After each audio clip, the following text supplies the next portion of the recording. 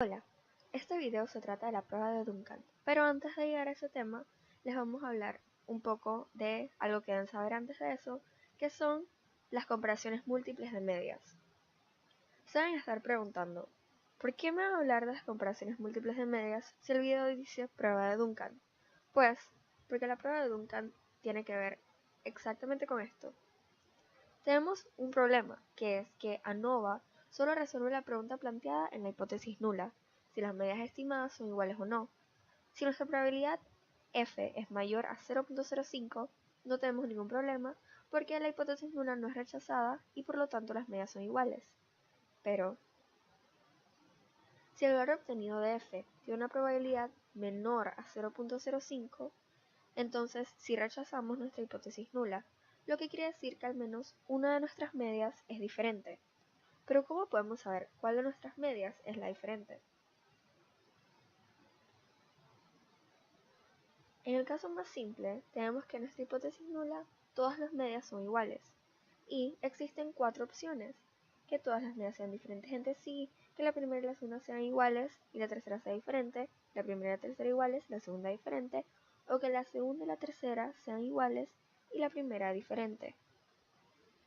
Para solucionar este problema tenemos dos caminos: ver los contrastes a priori, en donde de antemano se plantean comparaciones que son de interés al investigador, incluirlas en la tabla ANOVA, o las comparaciones múltiples de medias, que es lo que estamos hablando ahorita mismo, que es cuando no se tienen comparaciones planeadas, sino que queremos ver qué es lo que sucede. Son pruebas generales que se comparan todas las posibles combinaciones.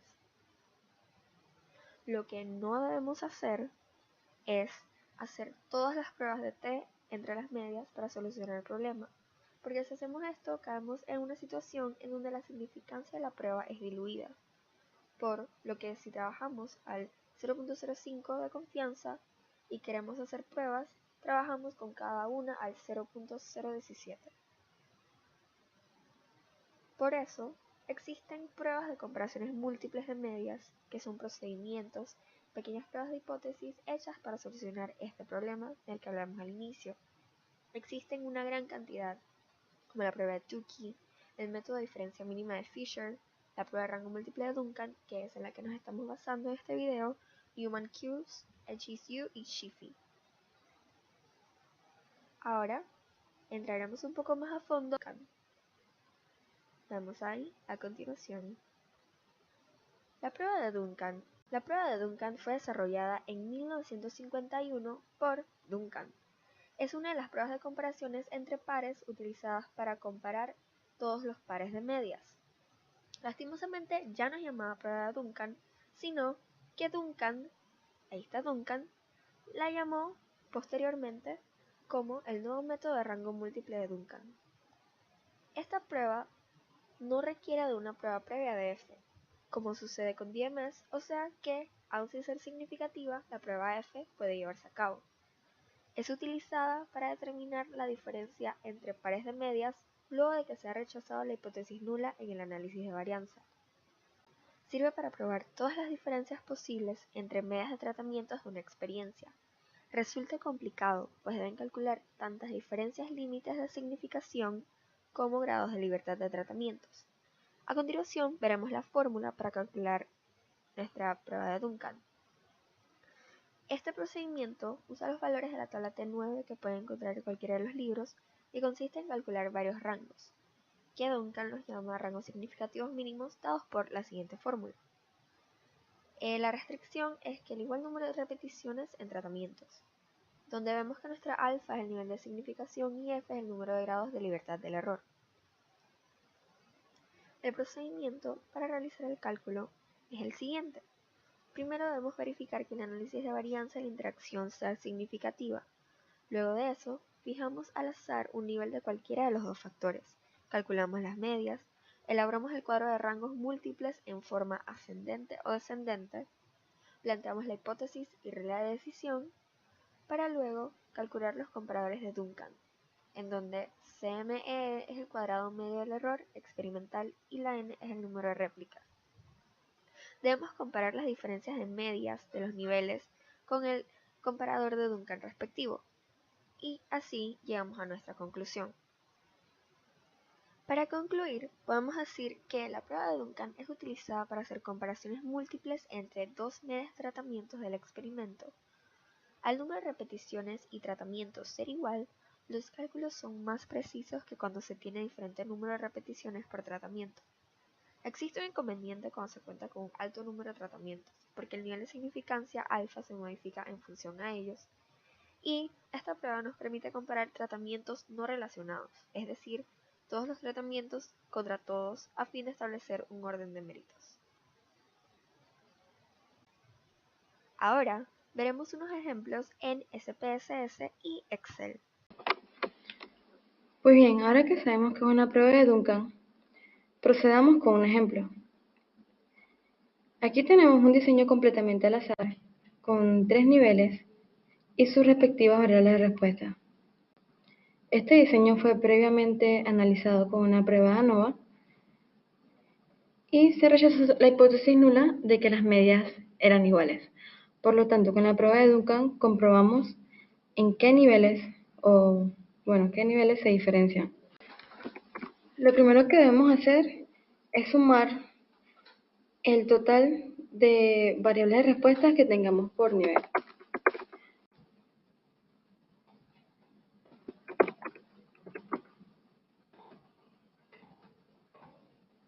Luego de eso, sacamos el promedio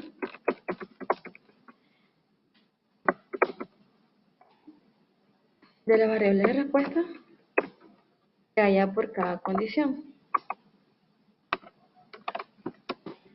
Determinamos con la función contar el número de muestras que existen por cada condición.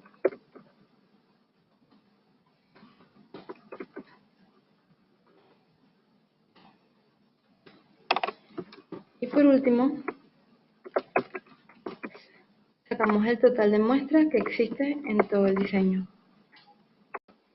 Bien, ahora determinemos el cuadrado de cada variable de respuesta que haya en los diferentes niveles.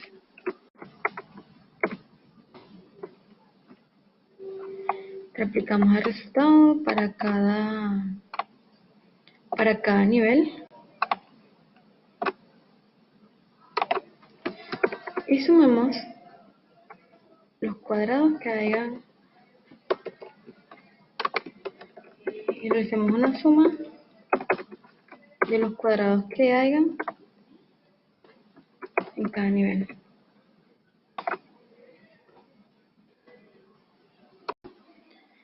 Ahora que tenemos la sumatoria de las variables de respuesta elevada al cuadrado y tenemos la sumatoria de las variables de respuesta y el número total de muestras que hay en cada nivel, podemos determinar la suma de cuadrados.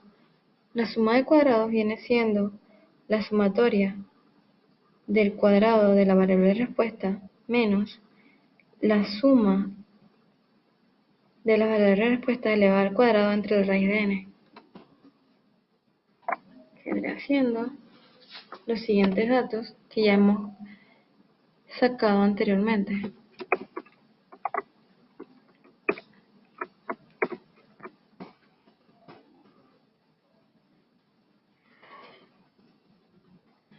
Lo replicamos para cada nivel.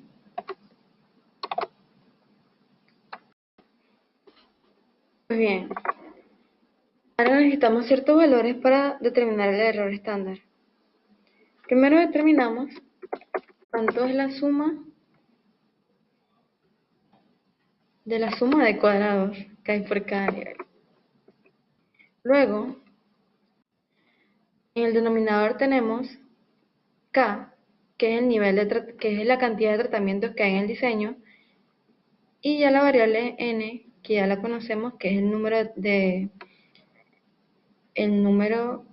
de muestras que hay por cada nivel. Entonces, K vendría siendo, como tenemos 3 niveles, 3, y n vendría siendo 7 menos el 1 que sale en la fórmula del error. Ahora que tenemos estos datos, determinamos cuál es la raíz de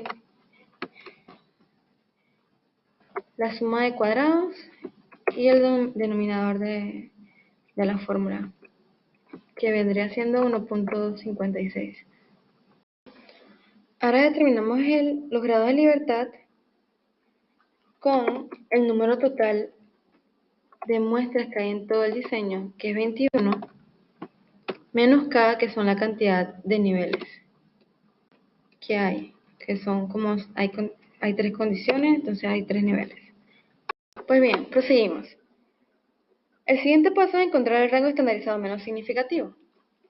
Para eso determinamos las posibles distancias que pueden haber entre cada tratamiento, que son 2 y 3. Determinamos también qué nivel de significancia utilizaremos para esta prueba. Y ya con estos datos y el grado de libertad nos vamos a la tabla de Duncan para un nivel de significancia del 5%. En la tabla de Duncan, de manera horizontal podemos ver los valores P, que son las distancias, y de manera vertical encontramos los grados de libertad. Localizamos el grado de libertad para 18, para la distancia de 2 y 3, que vendría siendo para 2, 2.971 y para 3, 3.1117. Lo siguiente que debemos hacer es calcular el estadístico de prueba de Duncan o la RP. Esto se hace con la fórmula que podemos observar a mano izquierda, que vendría siendo la desviación o el error estándar por el rango estandarizado, que en este caso lo sacaremos para 2, multiplicado por la raíz de 1 entre el número total de muestras que hay por nivel. Hacemos lo mismo para el grupo de 3, solo que cambiamos la RP minúscula. En este caso sería la RP para 3 y lo multiplicamos por la raíz de 1 entre 7. Luego arreglamos los grupos en orden ascendente según sus medias. Como podemos observar, las medias de cada condición en orden ascendente vendría primero la A, luego la B y por último la C. Luego de que la ordenamos de esta manera, comparamos la diferencia que hay entre cada media. En este caso, comparamos primero la diferencia de la media que es mayor. La diferencia de la media entre A y B será la diferencia de la media de B menos la diferencia de media de la A.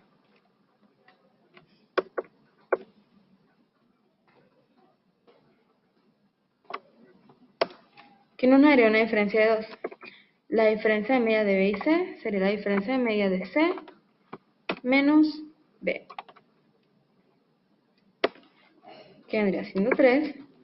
Y la diferencia de A y C sería el valor de 11 menos 6.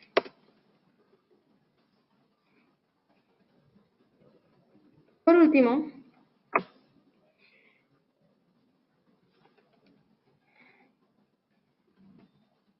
determinamos la diferencia que hay para escoger el estadístico de prueba que vamos a utilizar para comparar la media. La diferencia de A y B, como hay una distancia que ustedes pueden observar aquí de 2, utilizamos la diferencia de RP para el estadístico de prueba, que vendría siendo 1.75. Como en B y C también hay 2 grupos de distancia, vendría siendo el mismo estadístico. Y como en A y C tenemos 3 de distancia, pero como podrán observar aquí, tienen a B de por medio. En este caso sí cambiaría el RP, que vendría siendo 1.84.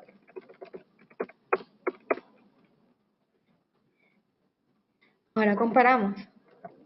Nuestra regla sería, si la diferencia de la media es más grande que la RP correspondiente, la diferencia es significativa y la hipótesis nula debe ser rechazada.